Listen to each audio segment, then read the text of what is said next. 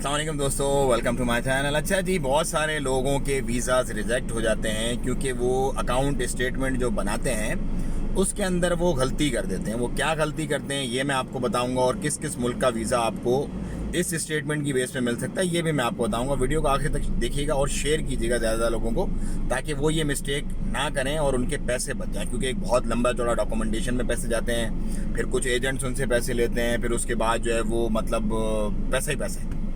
तो देखें क्या होता है, बहुत सारे लोग जिनके पास पैसे नहीं होते वो फेक स्टेटमेंट बनाने की कोशिश करते हैं। तो वो क्या करते हैं कि अपने अकाउंट में किसी से पैसे लेके डालते हैं, डाल के छोड़ देते हैं। वो पैसा सोया रहता है 1-2-3 महीने तक वहाँ पे, और उसके बाद वो स्टेटमेंट लेके चला, देखो भाई हमारे पैसे तो 3 महीने से पड़े हुए हैं।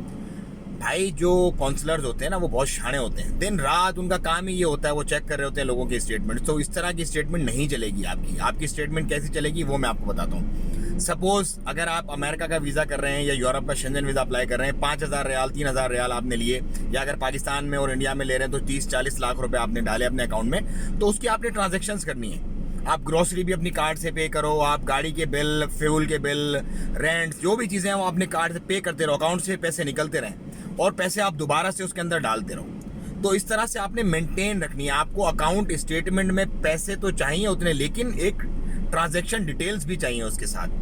तो ट्रांजैक्शन डिटेल्स आप लाजमी बनाएं, मेंटेन वही 3-4-5 हज़ार रियाल ओमानी या 30-40 लाख रुपए पाकिस्तानी हिंदुस्तानी रखें, लेकिन उसकी ट्रांजैक्शंस होती रहे आपके, ताकि वो फेक ना लगे कि यार ये तो फेक है।